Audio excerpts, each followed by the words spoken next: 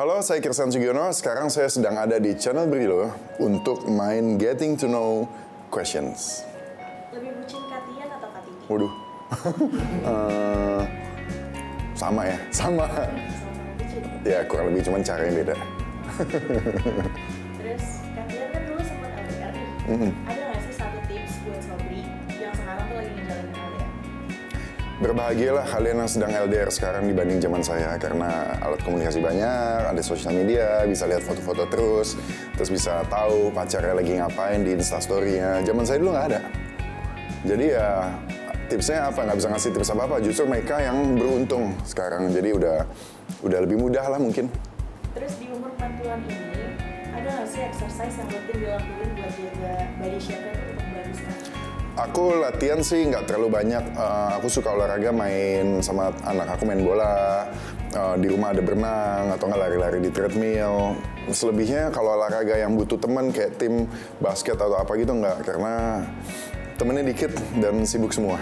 Kalau jaga makanan sih nggak se-strict itu, tapi ya aku sebisa mungkin makan selalu yang makanan yang sehat lah. Kurangin fast food itu dia. Kenapa sih Kak awalnya tuh tertarik sama Mbak Titi Kamal, padahal cuma lihat dari cover majalah? Wih, tahu ya, kok tahu sih? Tahu ya. Riset ya. Kenapa ya? Nggak tahu juga ya. Kalau misalnya kita suka sama cewek kan pertama kali pasti lihat fisik kayak oh cakep nih, my type, dan gue gak ada jawaban sih, ya just karena suka aja, oh cakep nih cewek gitu kan. Terus akhirnya dia gadis sampul majalah gitu, cewek yang ada di majalah, model dia ada yang di majalah model. Terus gimana nih caranya? Kebetulan gue ketua OSIS, gue punya koneksi majalah kawanku, gue minta di set up blind date, nobar sama artis. Jadi persis, jadi kayak film premier, tapi bukan film dia, film asing, nonton bareng bersama artis kawanku. Gue minta di sebelahnya. Terus awal belajar piano tuh dari mana sih Kak? Awal belajar piano ya pas gue kecil SD kali ya, lupa gue SD SMP, SD ya. SD belajar piano, ya guru les privat, ke rumah segala macam, tapi itu gue nggak bertahan lama sih, itu paling cuma 2 tahunan. Karena habis itu ya namanya anak kecil ya, bosen les gitu, akhirnya gue main, tapi gue pada dasarnya suka musik. Terus gue punya basicnya, akhirnya belajar sendiri, dikembangin sendiri. Karena kalau belajar piano lagunya klasik, sedangkan gue pengennya belajarnya lagu yang gue suka. Jadi ya belajar aja lagu yang aku suka. Katian ini kan dikenal sebagai salah multi talenta di dunia entertainment. Gitu ya? Iya. Terus seperti apa sih sosok seorang Christian Sugiono di mata Kai dan Arjuna? Harusnya nanya ke Kai sama Arjuna, gue juga nggak tahu gimana. Cuman sih kalau aku sih ya berusaha menjadi ayah yang baik. Kebetulan anak aku cowok dua-duanya, dan gue senang sih, di rumah ada anak cowok 2, karena secara umum keluarga besar Titi kebanyakan cewek gitu ya. Jadi kalau ngumpul tuh biasa gue cowok sendiri gitu yang dewasa. Ya ada suami-suami yang lain juga, tapi kan biasa kalau ngumpul tuh ibu-ibunya aja. Nah ketika ada Kai dan Juna lahir, gue punya anak 2 cowok lagi gitu, gue jadi kayak bisa main bareng, jadi kayak ada teman main. Dan ya gue berusaha untuk menjadi ayah yang baik dengan cara ya just being present for them gitu.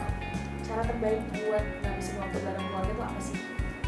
Cara terbaik untuk menghabiskan waktu bersama keluarga pastinya quality time. Quality time terutama sebagai orang tuanya, sebagai parentsnya, hadir di situ yang benar-benar hadir. Hadir dalam artian ya nggak sibuk sama HP atau kepala nggak kemana-mana gitu.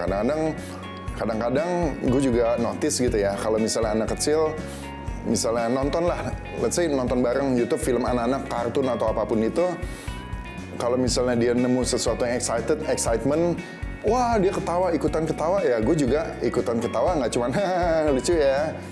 Tapi kalau ditanya nggak tahu kenapa, tapi kayak beneran invest the time untuk ngertiin karakternya apa, jadi abis itu bisa diajak diskusi tentang film itu. Jadi dia ngerti bahwa oh bapaknya ini beneran beneran ada di situ dan nonton bareng, nggak cuman lucu ya gitu, iya gitu, karena kan bayangin itu juga ya.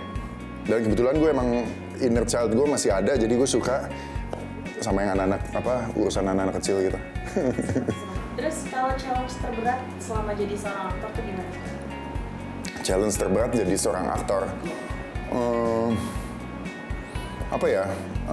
Ya mungkin lebih untuk ini aja, untuk menjaga nama baik lah, menjaga nama baik bahwa ya kita dikenal publik tahu kita, kadang-kadang mungkin kita dijadiin panutan, jadi ya kita harus istilahnya ya jadi orang baik lah, supaya orang melihat kita sebagai sosok yang baik dan bukan yang kebalikannya. Sebenarnya lebih suka jadi aktor atau jadi pengusaha? Aku suka jadi apa aja, maksudnya aktor suka, pengusaha suka. Tapi kalau misalnya untuk ditanya seumur hidup mau jadi apa, ya aku mendingan seumur hidup jadi seorang pengusaha.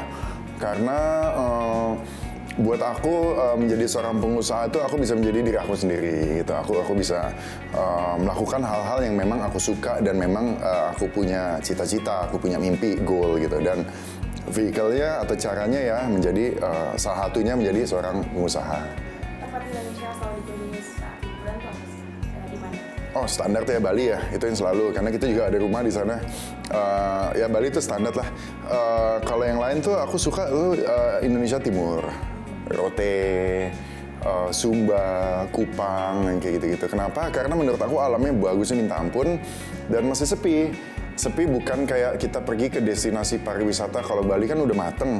Nah ini tuh yang masih raw gitu, jadi kayak ya emang jalanan kadang rusak, dari satu tempat ke tempat lain agak jelek, tapi ya justru menurut aku esensi liburan adventurous ya harusnya seperti itu. Tapi kadang memang kita mau ada liburan yang relax, santai, di resort cuman nggak ngapa-ngapain gitu-gitu aja. Terus satu alasan kenapa Bangunan Wingit jadi film horor yang wajib ditonton? Satu alasan kenapa Bangunan Wingit menjadi film horor yang wajib ditonton karena kita bekerja dengan maksimal dan ceritanya juga bagus dan filmnya serem dan menegangkan dan pokoknya entertaining. Terima kasih ya untuk Sobat Brilio yang udah nonton barusan, dan jangan lupa untuk saksikan film Bangunan Wingit yang akan tayang pada tanggal 30 November 2023 di seluruh bioskop di Indonesia.